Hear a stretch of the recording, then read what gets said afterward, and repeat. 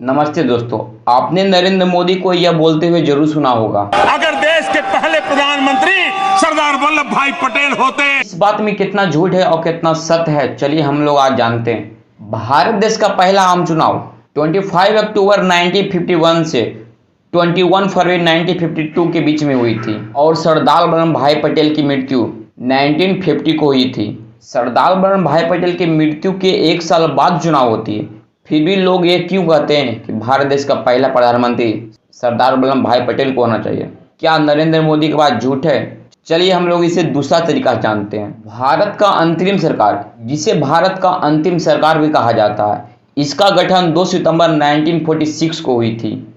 इसका कार्य ब्रिटिश भारत को स्वतंत्रता की ओर ले जाने में सहायता करना था। इस समय जो सरकार के प्रमुख थे वह पंडित जवाहरलाल नेहरू थे और इसमें 15 मंत्री शामिल थे। भारत देश 15 अगस्त 1947 को आज़ाद हुआ। आज़ाद होते के साथ ही अंतरिम सरकार विघटित हो गई और भारत का उत्तराधिकारी जवाहरलाल नेहरू को मिला। तो अंतरिम सरकार यानी कि अंतिम सरकार में जवाहरलाल नेहरू को ही प्रधानमंत्री क्यों चुना? सरदार वल्लभ भाई पटेल को प्रधानमंत्री क्यों नहीं बनाया गया? आइए हम जानते हैं। आचार्य जे बी कृपलानी अपनी किताब Gandhi his life and thought में नेहरू जी को अध्यक्ष चुने जाने के बारे में लिखते हैं।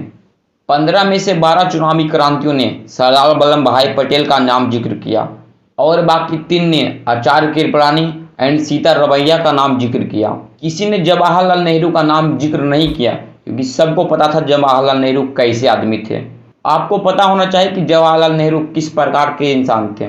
नेहरू जी जो सिगरेट पीते थे उसका नाम स्टेट एक्सप्रेस 55 था, जिसका मार्केट में अभी कीमत 400 रुपया है।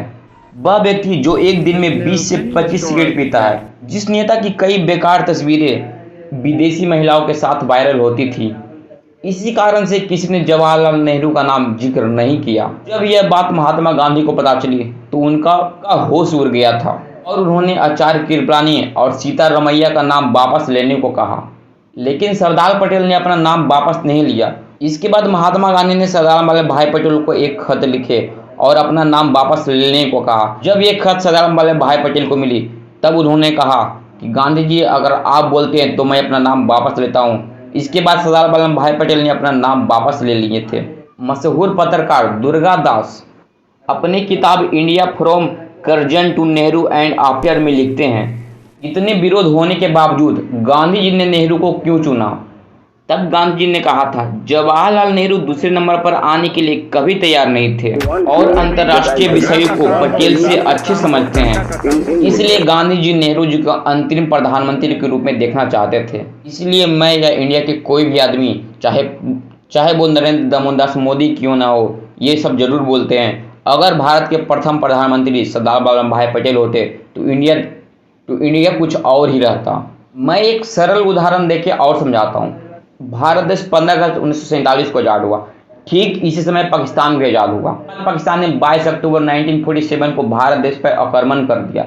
आज़ादी के लगभग 2 ही महीने हुए थे कि पाकिस्तान ने भारत पर आक्रमण कर दिया और कश्मीर का कुछ हिस्सा अपने हिस्से में ले लिया, लेकिन उस समय के प्रधानमंत्री जवाहरलाल नेहरू ने कुछ नहीं किए। इसलिए बोलते हैं अगर उस समय प्रधानमंत्री सरदार वल्लभ भाई पटेल होते, छिना हुआ कश्मीर के साथ साथ इस्लामाबाद भी हमारा होता। Like, comment, share.